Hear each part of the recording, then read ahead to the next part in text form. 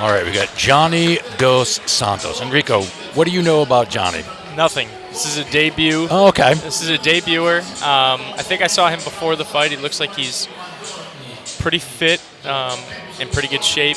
I saw him in the weigh-in photos, so he looks like he's ready for a little scrap here. Fighting Wade Faria, 2-0, out of Portland, Maine. Okay.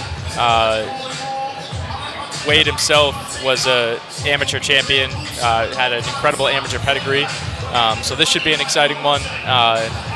Wade's a really fun fighter to watch, so okay. I'm really excited about this fight. It's a really good way to kick off the card. Oh, nice. Really excited fighter. So I don't know much about him though. Debut fighter, you never know.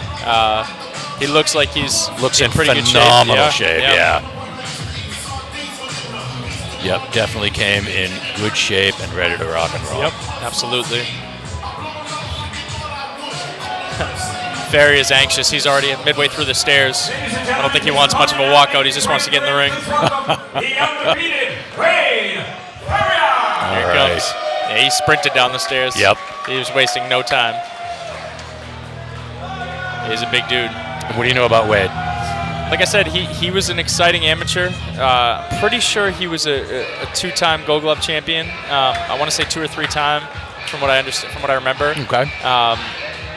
But you can see the length, you can see the physical fitness. Yeah. I mean, his shoulders are huge. Yep. Yeah, wasting no time. We're barely into the first 12 seconds of his walkout song, and he's ready to rock. So that's hysterical. Yeah, that is hysterical. I'm almost positive. I'm positive Wade is a teammate of Casey Streeter's. They fight out of the same gym in Portland, Maine. So one leads the card and one ends the card, which is pretty cool when you share a locker room with a teammate. Okay. In the super middleweight division. The super middleweight. This bout is proudly sponsored by Pino Brothers Inc. and the Red Shade Podcast about solid guys. Your referee in charge of the action is Marcel Barella. Introducing first, boxing into the blue corner to my right.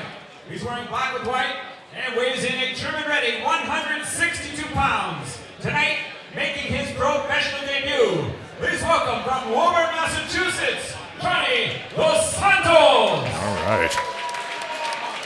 It looks like he's got some decent reach as well. Boxing out of the red corner to my left, wearing red and weighing in a Yeah, the arms do look. Yeah, arms do look long. Yep. 164 pounds. A two-time New England Golden Gloves champion. He's now 2-0 with 1 KO to his professional ledger. Coming to us from Portland, Maine. Please welcome the undefeated Wade Faria. Oh, him and I have a common opponent. Oh, no kidding. Who? Yeah, Igor Pessoa. I fought him twice. He fought him once. We both knocked him out. Nice. Yep. All right, they're getting the referee instructions in the middle of the ring.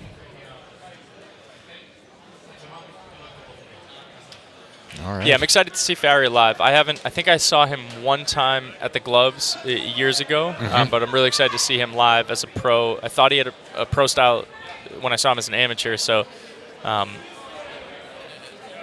going to have a hard time believing that he's not the favorite here. He just looks bigger, longer, more of an amateur career, amateur pedigree.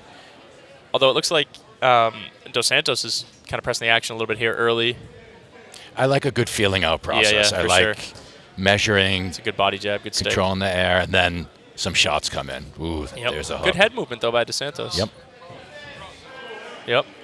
This early body jab, establishing the body jab by Faria. And I like the circling. Yep. Faria moving to his left. You know, they do say against the orthodox fighter, your orthodox move to your right, Yep. but it's easy to go behind that jab, moving to the left. Yeah, when you have that type of length, right, you can piston it out there and still stay out of harm's way for the most part. You know, it's interesting. I said Dos Santos was pushing the action at the beginning. Now they're could put a ring between their legs and they just stick there. So it'd be interesting who turns the tide first and who pushes the action first. Nice double jab. Now, I like these, especially for the professional. Amateurs don't really have this luxury of a type of feeling out process. Yeah. Where the pros, they get a nice feeling out process. Yeah, it was, speaking from my perspective, one of my least favorite things about the amateurs is that it just goes so fast. And, you only have 3 rounds, 2 minutes apiece. It's almost like you're done before you know it. Yeah. Now, don't let anybody fool you. The level of fitness to be an amateur boxer is insane. When you get up to the level that most of these guys strive to as amateurs, they go to 3s as open fighters. But yeah, there's less of a feeling out in the amateurs. So yeah, I prefer this. It's more tactical. It's more of a chess match here. Faria's doing a great job of setting up his punches with his jab. His jab looks great right now. I like how he gets his head off that center line when he throws that right hand. So he's a little overextended, but his head is in a safe position. Yep, there Nice it is slip. again.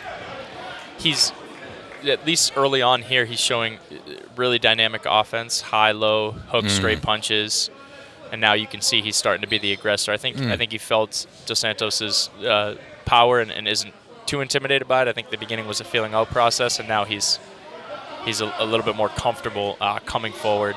Nice jab. That jab is long and strong, and he doubles it up good. And Dos Santos is just a little short on that jab. Yep. But you can't step to the. This is where it gets difficult because you got to step in, but you can't step in. Nice slip. So they've each found a little something in head movement that's For sure. helping. Good tie up. Yeah, the beauty again of that pro style and the longer rounds and the more rounds is that now it just becomes who's able to move their head in round 3 and round 4, right? And who's physically fit enough to do it. I thought it was a great round. I'd probably score that 10-9 Faria, my personal opinion. But I'm with you on that one. I think he just did a little bit more. Refusing the stool in the blue corner, interesting. Paying respects to Foreman, I'll say. George never said never said. Now you said that you've seen Faria fight before, and you thought his style was more suited for the pros. Yeah. So what is the difference between an amateur style and the pro style? Well, I think it goes back to that, the time in rounds. Some of the better amateurs, especially early on, they're incredibly busy, and there's less of that feeling out, less of that chess match, that really slick boxing. It's kind of just bite down and go. Okay. But it doesn't always transfer. In either direction, right? Some of the best amateurs are terrible pros, vice versa. Yeah. Some guys have not so great amateur careers and are fantastic pros. Love a good glove touch. Big fan of it. It's funny, Beam and I were talking about that last time. Yeah. He and I aren't fans of the glove touch. We like the respect aspect, but you're in a fight and you've already touched gloves. Yeah. But I completely understand. Yeah. I have this, I don't know, maybe it's a bad thing, but too nice sometimes to people. So Beeman coined the nickname, because I don't have one, is Too Nice. Rico Too Nice to Paul. So we'll see if that sticks, but I don't know. It's a great nickname, man. That is absolutely great. Dos Santos looking good here early in the second. Nice hook, nice check hook. Yeah, that is a nice check hook. If I were to predict, it looks like Nice tie Faria is going to start to lean on him and press the action a little bit more. And what do you think Dos Santos was told in the corner? I think it was to keep the jab going. I hope it was to keep the jab going, because when he's stagnant and watching and he's not throwing punches, it's easy for Faria to pick him apart. Like that little combo right there, it moves Faria backwards. It makes him think. But when he's just standing there, I mean, that's a heavy bag for Faria. It's a good tie-up game though. If he's gonna get inside, I like tie-ups. Yeah. I like tie-ups. I think if you're, I teach my boxers, defense number one is your opponent is not allowed to punch. Yep. And so if you're in the 50-50, you're moving around, then if all of a sudden you start getting nice touched, shot. Yeah, it's don't allow funny it. because naturally, when danger comes, you run away. But in this sport, sometimes going forward is actually the better place to go. Yeah. Right. And Yeah. even things like that, like him coming up under Faria's arm. Faria switched to southpaw. Yep. Him coming up under Faria's arm is uncomfortable. It moves the shoulder. It has to, it gets him out of balance, and those things Nice. are valuable. That's Good success so far as This is a good southpaw. stance switch, yeah. Love a good stance switch, and when it's successful, even better. Oftentimes you see guys when they switch stances, they don't have as sharp of a jab on that side. Faria started the stance switch with a couple good jabs. He's very clearly looking for power from this position and less savvy. But this is a fantastic switch stance.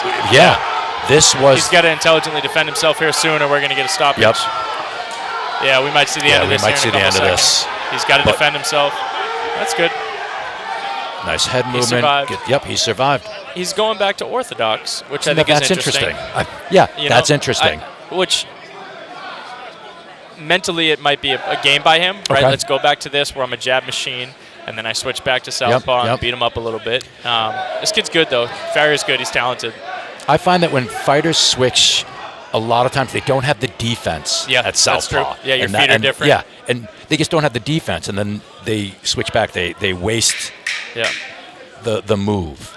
Yeah, I've never been a fan of switching stances myself or when I'm coaching guys. I simply believe... Excellent round. I simply believe people spend a long time being bad at one side. It's going to be really tough to be good at two sides. I have the exact opposite viewpoint. I teach my fighters. I like them to switch stances. But you have such a tremendous background in all martial arts that you're more fluid. I learned from Matt and Mark. I get that. You do the same thing a million times over, and you just bite down and do it again, right? So maybe I'm just. But yeah, I think if you can teach it like you can, absolutely tell them to switch. I mean, look what just happened when you switched. Yeah, exactly. That's exactly my point. Changed. Yep. And I think it's for those of you that are listening that train, I find it to be, you don't necessarily have to fight southpaw, but rather than do an agility ladder, I don't think agility ladders really translate to our sport. And I think if you're looking for agility, do drill southpaw. And you'll see it is incredibly difficult to walk south, if you haven't done it, to walk and move as a southpaw. And as you just saw, it can be super effective if you can do it well and if you practice the agility of it. Well, that's the thing, right, is that, like, it is a risk as the fighter because everything is, as the person switching stances, because everything changes. Yeah. But it is so tough as the opposition to have someone who can fluidly switch stances, because everything that you are taught for an orthodox fighter changes in theory to a southpaw, right? The way you move, your foot fighting, just trying to stay to the outside, your two is kind of your one, or your rear hand is kind of your one. So it can really, really mess people up if done correctly. I think it's just it's such a good skill, and it's some of the basics of the basics. You move left, you move right. Keep your hands in good guard positions, depending on what your guard is. For sure. Ooh, that's a good nice shot right there. Right hand. There's no load up on Faria. His hips are great. He can get a lot of power in a short space. I don't see this one going past this round. His power is starting to catch up right now. But if you watch, he's not loading up super. No, like he's not loading up at all. He's getting a lot of torque from those hips and a lot of momentum from those hips. Dos Santos, I was going to say the same thing. He's tough and he's smart. He's doing. He found a good result with that check hook, and he's going back to it. He needs a follow up to it because he's got the check hook, but no follow up after. I wonder. I wish I knew more about Dos Santos. Forgive me for not knowing enough and not doing the research, but I know a lot of guys from his stable have backgrounds in other fight styles, whether it be jiu-jitsu, Muay Thai, kickboxing, and I think you can see that now. Not because he's killing or doing anything like that, because he knows how to be in a fight. He knows how to be in combat. Right. He knows how to, grapple when he needs to. He knows how to throw punches. He knows how to protect himself. I think you might be right, Rico. I don't know if this is going to keep going. No, I don't think so. I think Faria sees blood here. Yeah. I'd love for him to go to the body. Just me being kind of particular. Obviously, he has his own coaches. Doesn't need to listen to me. That's such a Nolan Brothers thing. Just go into the downstairs, going upstairs, but those body shots. And he switched southpaw again, and immediately lands a straight rear hand. The uppercut. nice head movement. There it goes. Ooh. It's a great punch. It's a great punch from a southpaw. That lead uppercut flying right through the middle. But see, this is what I'm talking about. Like, he's got to have a jiu-jitsu background or something, the way that he's manipulating his body and moving him. I mean, Dos Santos is taking some shots right now. Nice head movement. And still surviving. I didn't think it was going to go to 4. Yeah. It looks like he's going to make his way through. I didn't either. He's going to make his way till 4. Yeah. He's very clearly surviving at this point, but I mean, what a great great round. So I agree. He's surviving, but he's not fighting to survive. He's still fighting to win. Still not sitting. Yeah, this is an odd time to not sit after a round like that. Yeah. Faria looks like he took a short breath, and he looks pretty content. Yeah. He looks like he's in really tremendous shape. Probably a ton of road work. I'm very impressed with. I love a good stance switch. I love orthodox to southpaw. I love switch hitters. Yeah. So that's, to me, it's been very exciting watching him do that. And the other thing, and we're kind of far away. If anybody's been to the Royale in person, we're up on the balcony, so we have quite a bit away. It's hard to really judge someone's size, but they said Faria weighed in at 164 yesterday, or 165 or something like that for super middle. He looks to be, from here, 180 pounds. Yeah. He looks like he rehydrated really well. Yeah. I don't know that Dos Santos did the same. I think that there's a 10-pound discrepancy in the ring right now, and I know both fighters made weight. Right, I think Faria just did a little bit better of a job of getting the weight back on. He just physically looks bigger, bigger shoulders. Right. Here comes the power, though. Now this is where Dos Santos has to keep his hit. Well, I think this is sort of. I think the ref's doing a good job of not stopping it there, because I don't think there was a tremendous amount of damage done during that little flurry. Now the other thing, Faria is clearly ahead 3 rounds to 0. I think that he runs away with this fight. But dumping your energy right there in that first 10 seconds that's dangerous. That's a good counter punch, though. You were looking at me. It looked like a mix between a jab and a lead hook, and it was on his way in. It was really good timing. I think he gets up for the count. Good. More of a flash knockdown than a power punch. See, I like that too. He's not looking for exits. That could have been it. He could have just taken a knee or just not beaten the count. There's other promotions, and there's other, whether it be local or across the U.S., where guys come in, the first meaningful shot they take, they nosedive onto the ground, the fight's over. Yeah. Again, you're talking about, Faria's coming from Portland, Maine. It's not a short trip to get here. His fans paid good money to drive down here. Dos Santos fans paid good money to drive here and watch the fights. Like, it's great that they're sitting there and battling. Like, you don't just take a body shot and dive. So we're halfway through the round. Yep. I think Faria got a little bit of shock from that flurry in the beginning. Yeah. But it seems like he's able to catch his energy here. I don't think he sees a lot of power coming from the opposition right now. And he's got a smarter pace now. He's sure. still being active. He's still keeping Dos Santos busy. He's still he's coming forward. Yeah, I think he's well aware that the only thing that loses him this fight is a random punch that lands on the button. Yep. So I think he's protecting himself well enough, but also maybe trying to get a finish here with about 50 seconds left. Not in that De La Hoya way with Trinidad, where Oscar just kept away, just running around. Yep. He's still putting on a show for the fans, and he still wants to make a statement here. He's really looking for that right hand.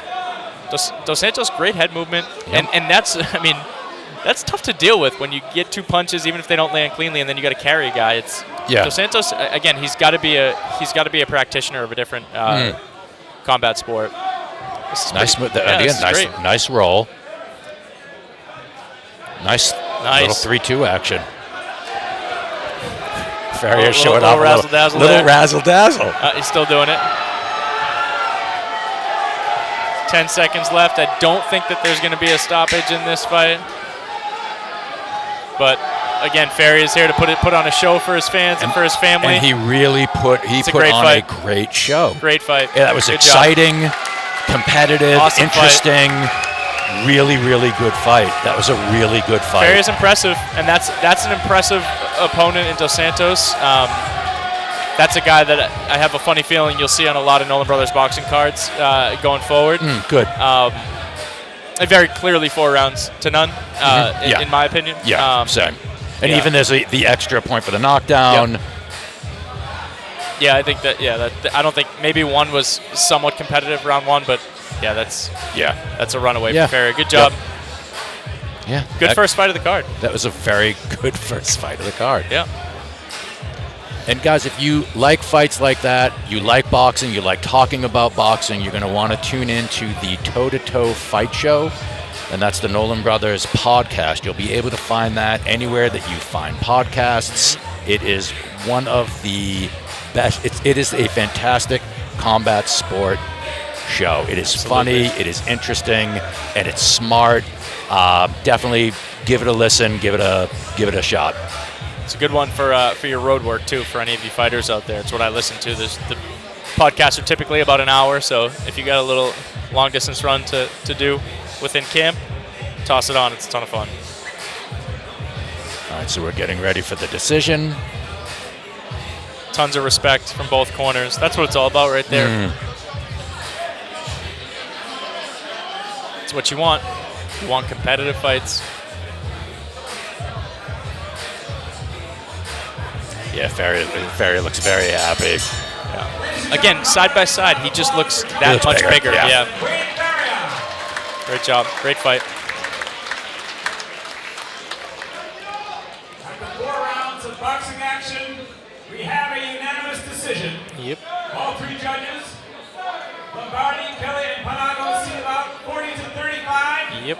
Your winner and still undefeated, Faria. Good for him. Good for him. Well deserved. Great fight. Nice respect for the fighters after. Great competitive fight too from Dos Santos. I'm excited to see him again. Yeah, me too. Yep. I enjoyed. He'll be a guy that